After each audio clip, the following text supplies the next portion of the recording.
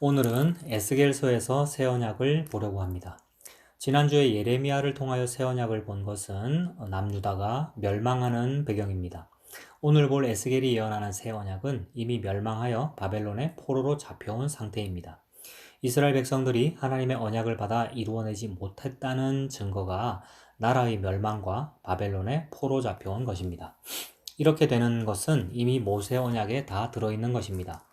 여호와의 언약을 배반하면 나라가 망하고 다른 나라의 포로로 잡혀갈 것을 이미 말씀하신 것입니다. 그러므로 율법의 행위로는 저주를 받을 수밖에 없음을 이스라엘 역사를 통해서 분명하게 보여주고 있습니다. 그래서 모세 언약 이전에 아브라함을 통하여 언약을 주신 것은 아브라함이 오직 믿음으로 의롭다함을 받는 것을 먼저 보여주시고 나서 모세의 언약을 주심으로 어떤 인간도 스스로의 행위로는 하나님의 의에 이를 수가 없음을 보여주시기 위한 하나님의 사랑인 것입니다. 그러므로 모세 언약을 받은 이스라엘 백성들이 예레미야에서 보았던 것처럼 철저하게 하나님과의 언약을 배반한 것입니다. 물론 겉으로는 안식일마다 부지런히 여호와께 경배하기 위하여 성전에 나갔지만 그것도 우상을 섬기는 것과 같은 행위였습니다. 어떻게 하면 더 속이고 부자가 될까를 생각하면서 제물을 바친 것입니다. 이것이 성전을 도적의 소굴로 만든 것입니다. 오늘 보는 말씀인 에스겔서에서도 예루살렘 성전 안에 온갖 우상이 가득함을 보여주십니다. 에스겔 8장 11절에서 16절입니다. 이스라엘 족속의 장로 중 70명이 그 앞에 섰으며 사반의 아들 야사나도 그 가운데 섰고 각기 손에 향로를 들었는데 향연이 구름같이 오르더라. 또 내게 이르시되 인자야 이스라엘 족속의 장로들이 각각 그 우상의 방 안 어두운 가운데에서 행하는 것을 네가 보았느냐. 그들이 이르기를 여호와께서 우리를 보지 아니하시며 여호와께서 이 땅을 버리셨다 하느니라. 또 내게 이르시되 너는 다시 그들이 행하는 바 다른 큰 가증한 일을 보리라 하시더라. 그가 또 나를 데리고 여호와의 전으로 들어가는 북문에 이르시기로 보니 거기에 여인들이 앉아 단무스를 위하여 애곡하더라. 그가 또 내게 이르시되 인자야 네가 그것을 보았느냐. 너는 또 이보다 더 큰 가증한 일을 보리라 하시더라. 그가 또 나를 데리고 여호와의 성전 안뜰에 들어가시니라. 보라 여호와의 성전 문 곧 현관과 제단 사이에서 약 25명이 여호와의 성전을 등지고 낯을 동쪽으로 향하여 동쪽 태양에게 예배하더라. 새 언약이 예언되는 예레미야서에서는 성전을 도적의 소굴로 만들었습니다. 그런데 에스겔서에서 보이는 성전 안에는 온갖 우상이 가득합니다. 백성의 장로 70명이 여호와께서 이 땅을 버리셨다고 하면서 우상을 향하여 분향합니다. 여인들이 단무스를 위하여 애곡합니다. 더 큰 가증한 일은 25명이 여호와의 성전을 등지고 낯을 동쪽으로 향하여 동쪽 태양에게 예배합니다. 여기서 25명, 25명은 제사장 24명과 대제사장의 숫자입니다.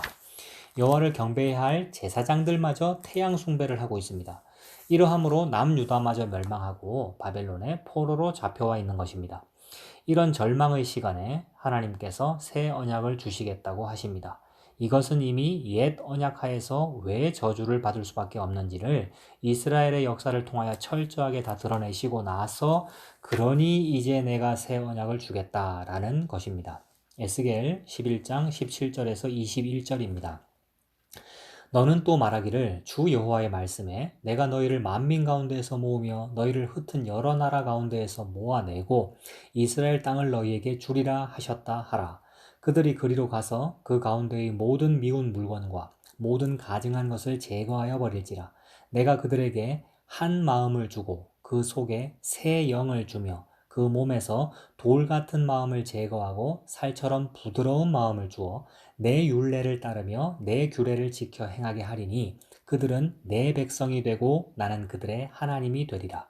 그러나 미운 것과 가증한 것을 마음으로 따르는 자는 내가 그 행위대로 그 머리에 갚으리라. 나 주 여호와의 말이니라. 이스라엘 백성들의 마지막 남은 유다 지파, 그 중에서 마지막 남은 성읍인 성전이 있는 예루살렘마저 완전히 파괴가 됩니다.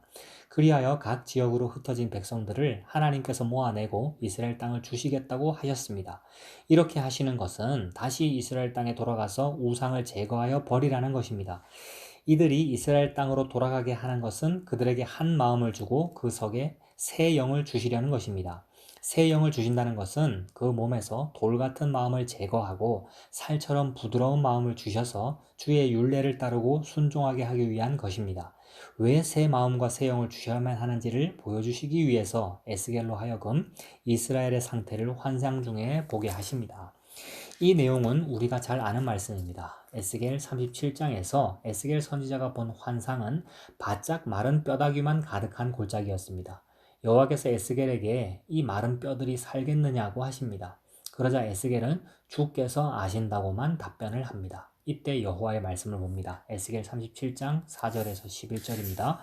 또 내게 이르시되 너는 이 모든 뼈에게 대언하여 이르기를 너희 마른 뼈들아 여호와의 말씀을 들을지어다.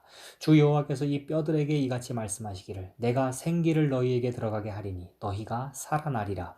너희 위에 힘줄을 두고 살을 입히고 가죽으로 덮고 너희 속에 생기를 넣으리니 너희가 살아나리라. 또 내가 여호와인 줄 너희가 알리라 하셨다 하라. 이에 내가 명령을 따라 대언하니 대언할 때에 소리가 나고 움직이며 이 뼈 저 뼈가 들어맞아 뼈들이 서로 연결되더라. 내가 또 보니 그 뼈에 힘줄이 생기고 살이 오르며 그 위에 가죽이 덮이나 그 속에 생기는 없더라. 또 내게 이르시되 인자야 너는 생기를 대하여 대언하라. 생기에게 대언하여 이르기를 주 여호와께서 이같이 말씀하시기를 생기야 사방에서부터 와서 이 죽음을 당한 자에게 붙어서 살아나게 하라 하셨다 하라. 이에 내가 그 명령대로 대언하였더니 생기가 그들에게 들어가매 그들이 곧 살아나서 일어나 서는데 극히 큰 군대더라. 또 내게 이르시되 인자야 이 뼈들은 이스라엘 온 족속이라. 그들이 이르기를 우리의 뼈들이 말랐고 우리의 소망이 없어졌으니 우리는 다 멸절되었다 하느니라. 이것이 바짝 마른 뼈다귀, 전혀 소망이 없는 해골 상태가 된 이스라엘의 모습입니다.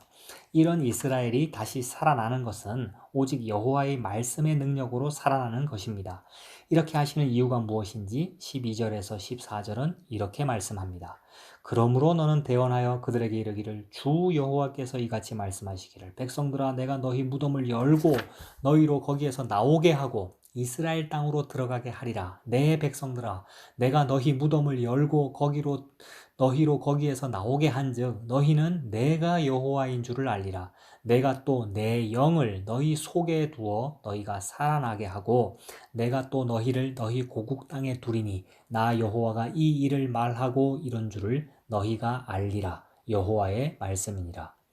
이스라엘의 상태가 해골이며 무덤에 있다는 말씀입니다. 이것은 온통 우상 숭배로 가득한 이스라엘이었기 때문입니다. 이들을 바벨론의 포로로 잡혀가게 하시고 다시 돌아오게 하시는 것은 여호와가 어떤 분이신지를 알게 하시기 위한 것입니다.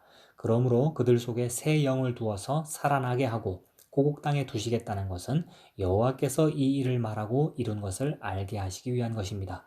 그러므로 언약이란 여호와께서 약속하시고 약속하신 것을 신실하게 이루어내시는 것입니다. 우리가 하나님을 믿는다고 할 때에 언약하시고 언약하신 바를 신실하게 이루어내시는 하나님을 믿는 것입니다.